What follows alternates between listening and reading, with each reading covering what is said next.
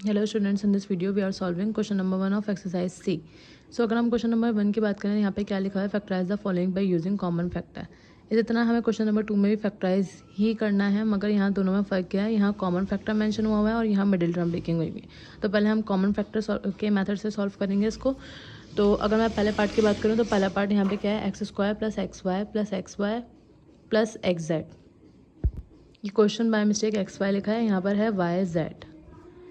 सो इसको हम किस तरह से कॉमन लेंगे, सॉल्व करेंगे।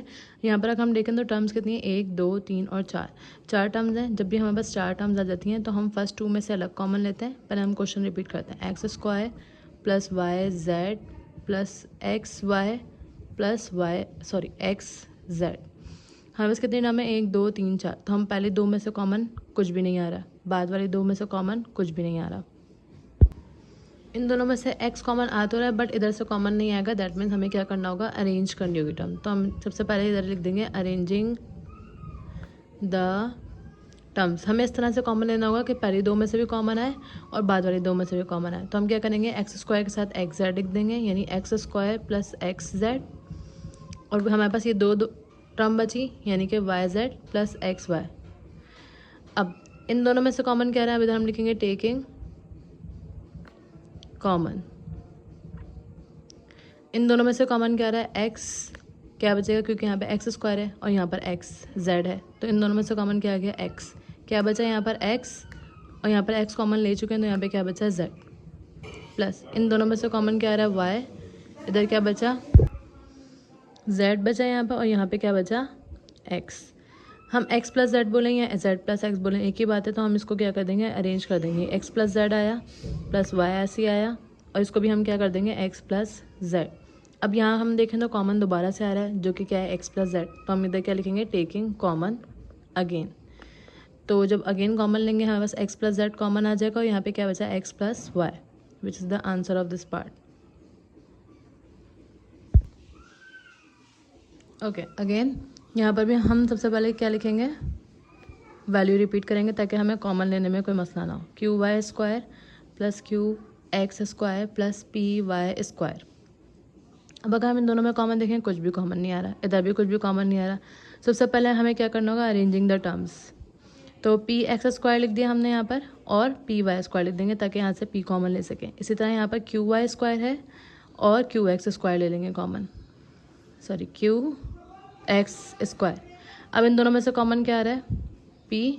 क्या बचेगा यहाँ पर, x square plus y square. इसी तरह यहाँ पर क्यू कॉमन लिया, और यहाँ पे क्या बचेगा, y square plus x square. Same यहाँ x square plus y square है, यहाँ y square plus x square है। तो हम इसको अरेंज करके किस तरह लिख सकते हैं, x square plus y square ऐसे ही रहा, प्लस क्यू यहाँ पे वाई स्क्वायर एक्स स्क्वायर है, इसको हम इस तरह से लिख सकते हैं, x square plus y square, क्योंकि दोनों वैल्यू पॉजिटिव हैं। अब हम क्या करेंगे, टेकिंग कॉमन। क्या कॉमन आ रहा है, x square plus y square, x square plus y square. तो ये कॉमन आ जाएगा। हमें बस यहाँ पर क्या बचा, पी, और यहाँ पे क्या बचा, प्लस क्यू। तो this is the answer of part b. Now the next part is a b minus p q plus q b minus p ए।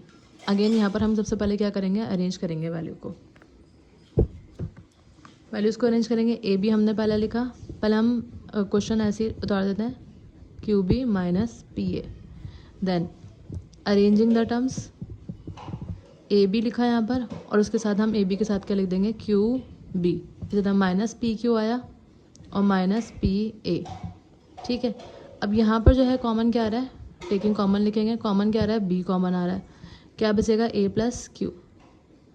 इसी तरह यहाँ माइनस कॉमन आ रहा है क्योंकि दोनों में माइनस है, और पी कॉमन आ रहा है, पी दोनों में। क्या बचेगा हमें, माइनस माइनस प्लस क्यू, और माइनस माइनस प्लस, और यहाँ पे क्या बचा, ए। अब बी ऐसे आया, ए प्लस क्यू ऐसे आएगा, माइनस पी ऐसे आएगा। क्यू प्लस ए को हम किस तरह लिख सकते हैं, ए प्लस क्यू लिख सकते हैं। ए प्लस क्यू और a plus q taking common again लिख देंगे, क्योंकि हम दोबारा कॉमन ले रहे हैं। तो ए प्लस क्यू आ जाएगा यहाँ पर, और यहाँ पे क्या बचेगा, b minus p, which is the answer of part सी।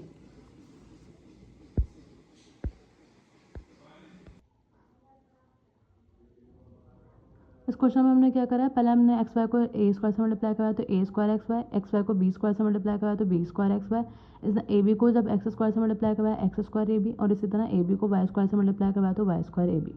अब हम क्या करेंगे, अरेंज करेंगे टर्म्स को।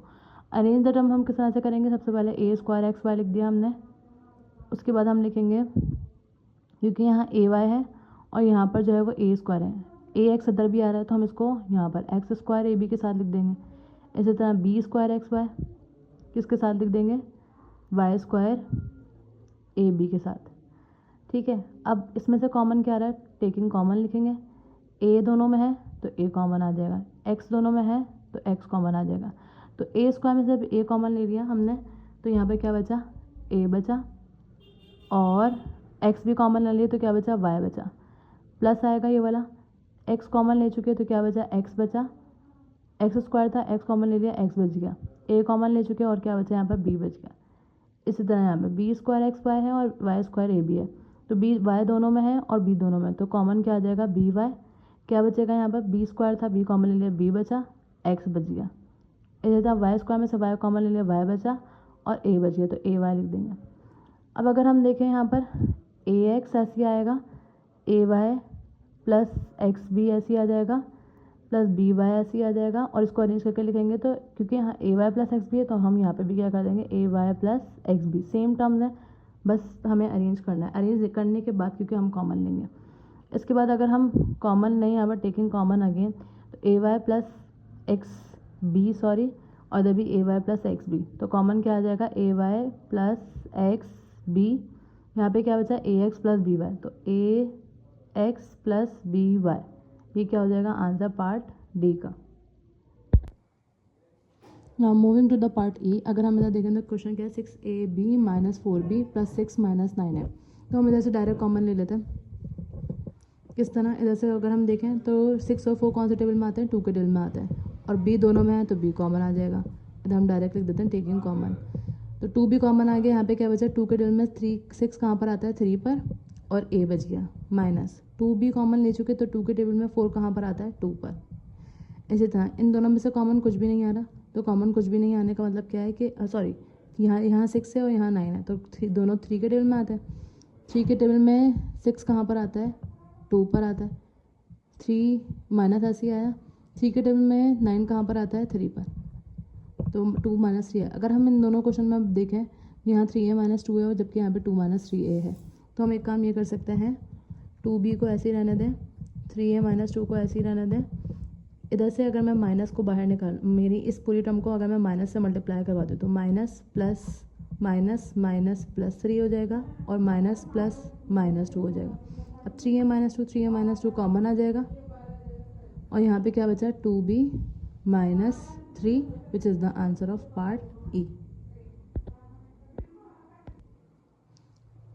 Now the last part is x cube minus x square plus x y square minus x square y square. तो सबसे पहले अगर हम इधर देखें तो सब में से कॉमन क्या आ रहा है, एक्स कॉमन आ रहा है, तो सबसे पहले हम एक्स कॉमन ले लेंगे, तो यहाँ पे क्या बचेगा, एक्स क्यूब में से जब एक्स कॉमन ले लिया एक्स स्क्वायर में से जब एक्स कॉमन ले लिया तो एक्स वाई स्क्वायर में से एक्स कॉमन ले लिया तो क्या बचा, सिर्फ वाई स्क्वायर, और इसी तरह एक्स स्क्वायर में से जब एक्स कॉमन ले लिया तो हमारे पास क्या बचेगा, एक्स वाई स्क्वायर। देन इसके बाद हम क्या करेंगे,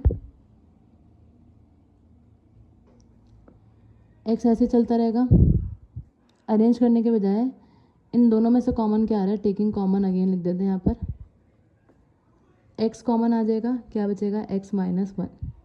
इसलिए यहाँ पर से हम कॉमन लेंगे क्योंकि बीच में माइनस आ रहा है तो माइनस कॉमन ले लेंगे, और वाई स्क्वायर दोनों तरफ है तो वाई स्क्वायर कॉमन ले लेंगे। माइनस का वाई स्क्वायर कॉमन ले लिया तो माइनस प्लस माइनस आएगा पहले तो यहाँ पर, और वाई स्क्वायर पूरा आ चुका है तो कुछ भी नहीं बचा यहाँ पर। जब कुछ भी नहीं बचा कॉमन लेने के बाद तो हम 1 लगाते हैं, minus minus plus y square common ले चुके तो यहाँ पे क्या बच जाएगा, एक्स। अब ये वाला एक्स ऐसे ही रहेगा, ये एक्स ऐसे ही आया, ये वाला एक्स माइनस 1 ऐसे ही आ जाएगा, माइनस वाई स्क्वायर ऐसे है। इसको मैं अरेंज करके लिख देती हूँ, -1 प्लस एक्स है तो हम इसको किस तरह लिख सकते हैं, प्लस का एक्स और माइनस का 1, विद द साइन हमें चेंज करना होगा। ये वाला एक्स ऐसे ही रहा, हमें टेकिंग कॉमन अगेन लिखना है। अगेन कैसे आ रहा है, क्योंकि एक्स माइनस 1 और ये वाला एक्स माइनस 1 ये कॉमन आ जाएगा, एक्स माइनस 1, और यहाँ पे क्या बचा हमें बस x minus y square which is the answer of last part.